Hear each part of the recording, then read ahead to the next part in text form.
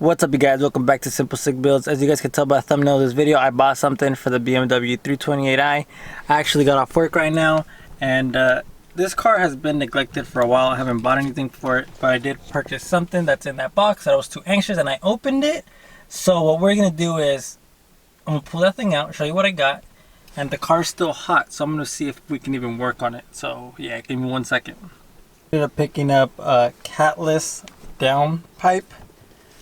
This is not a brand name one, it's actually an eBay one. It's the cheapest one I could find. I was debating on buying a name brand one or obviously a non-name brand one, but I was like, it's gonna be a piece of metal that's not gonna be able to be seen as that much, so I went with this one. It looks pretty decent. I never done this before, so let's just get to try installing it. I'm not gonna tell you what tools you need yet because I never done this before, and you can follow along.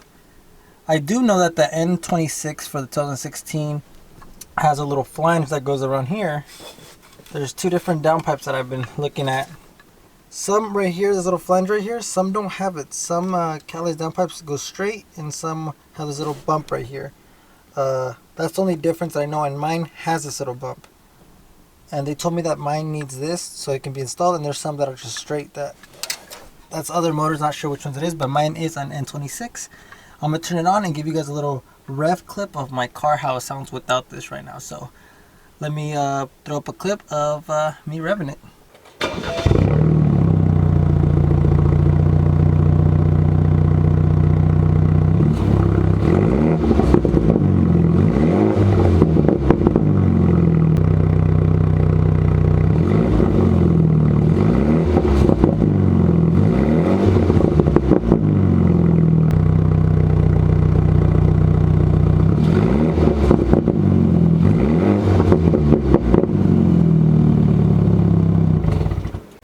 Alright, you guys, I got the car all jacked up, and first I'm gonna start by going under the car and checking out what I need to do. I can already see there's a flange right there. Not sure how good the camera's picking that up. There is a flange right there. Boom, right there. So I'm gonna begin to loosen that because that's where the end of the downpipe is. And I'm going to see if I have to remove the exhaust, but I'm not sure if I have to remove the whole exhaust piping. But I'm going to start with that bolt right there. It looks to be like a 10 or a 12, but I'll let you guys know what it is. So I'm going to proceed to take that one off. As you guys can tell, I got the lower bolt off with the nut from the flange of the bottom of the downpipe. It was a 17. It was pretty easy to take off. So let me go underneath the car and see what else I'm going to tackle. I'm underneath the car as we speak, guys, and there's one nut right here, and there's another nut up top. I don't know if you guys can see it right there in front of the camera, straight ahead. Let me see if I can zoom in or something. Right there. So it's that one and this one. I'm assuming they're 10s, but like always, something might be different. I'm gonna go ahead and loosen those up. So it was two 13 nuts. They came off hella easy to my surprise. Now I'm looking at the top, and we are looking at there's a flange right there on the top, and then we got these sensors. So I'm gonna try to disconnect the sensors first. I'm gonna follow them. I can't really see what's up. You know, the lighting's horrible. I can't record. Now I know why people don't record taking off the sensors, but yeah, let me take them off and I'll show you exactly what I did. So guys, there is one plug right there in front of my finger. That's this one, and then right underneath it is the other one. It's just a little clip that pops up, and they're easy to take off. They're not hard, so let me continue to do this. So I finally got both sensors removed. This sensor right here is with this one right here. I don't know if you guys can see that. One right there, one right here. This is the one that's for the harness for the engine. This is the one that's on the actual sensor itself down there.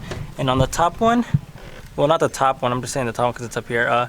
I taped the one that goes to the harness on the car itself, and then the sensor that goes on the bottom, I taped it as well so I can know those two go together. And there's two little clips back here. I don't know if you guys could see them. You see that clip right there? That clip right there, and there's one right underneath it. This one right here that's taped up, this is the one that goes underneath. This one right here is the one that goes up top. And that's about it. So let me proceed to see what else I need to take off.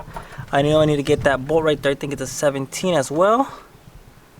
God damn, camera's not picking it up. That one right there, I need to take that one off, and this should fall right down. Well, let's see how easy it is, because everything's happening too quick and too easy, and that never happens to me. So yeah guys, let me continue taking it off. You guys can't really see anything in there, but I got it out. It was a 13. Here it is. I used the little extensions, a big ass extension and a little extension, and then a little tiny one, just to get in there. Now I'm gonna break it loose, and nothing much to it. Hopefully it breaks off and it comes out. It's kind of too easy for my experience with cars. Usually something wrong happens and I'm wondering when it's gonna happen. But I'm gonna put the camera down because it's hot in there and I'm trying to be very careful. I don't know how good you guys could see this, but there's two bolts right there. They're Torx bits. I think they're 12s. I guess I have to remove those as well for this to drop down, and I think I might have to remove the exhaust as well, so bear with me and I'll remove those bolts and we'll proceed from there. This bolt right here, guys, I freaking hate it. So there's two bolts. There's one up top and there's one on the lower part. The lower bottom one sucks. So I have only an extended man, the lighting's so bad. I feel the 12 with the Torx bits. So this was easy, you know. For the top one I just put an extension, boom, grab it. The bottom one I loosened it with this, but then I came at it with a 12. I mean a 12, a 10. It's one of these little 10s. Let me put it down. You guys can't really tell. It's the one that have a bunch of teeth. I'm not really sure. I'm not familiar with my tools like that, but there you go. That's a 10. So I finished it off with a 10. It works perfectly on the head. Let me see if I can put it on. So it fits perfectly on it. I don't recommend using a 10 to do that, but it helped me out because this is a shorty and it was easier to get in there with, but that one was a pain in the ass. So now I'm going to proceed to take off what the exhaust is being held on with, because that's the only thing that's in its way, and I can't go down there and record, but there's like a little hanger in there that has another Torx bits, 212s, and I'm going to remove those, and the exhaust should move out of the way so I can slide that the cat out.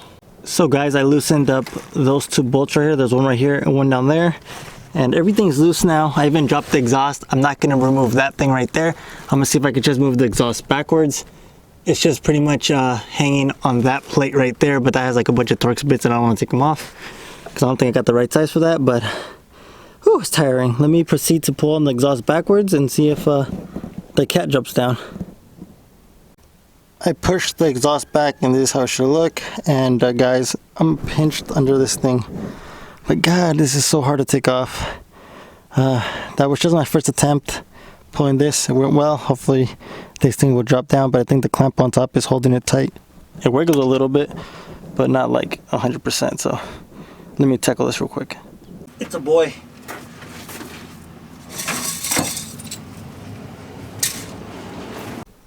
So here it is, guys. Everything matches up the same. All I'm going to do now is transfer the sensors over, and then I'm going to proceed to install it. And if something goes wrong, I'll let you guys know, because this is an eBay catless downpipe that I purchased for like $100. So let me see if I can install it without any problems. Alright, so as you guys can tell, guys, I have this bracket that holds the catless downpipe in. This is the stock bracket that goes for the stock downpipe.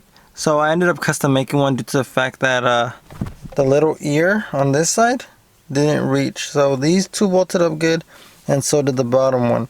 This thing did not go as it should, so it goes like that and it holds up there and down there, and it didn't work. So I custom made a bracket that goes from here to there and then from there to there.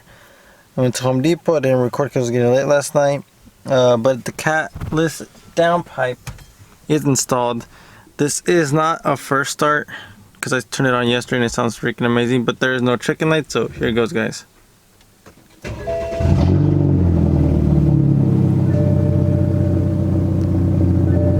No check engine light. I do need gas, but everything is good. I'm gonna give you guys some revs, so give me 1 second so I can set the camera outside.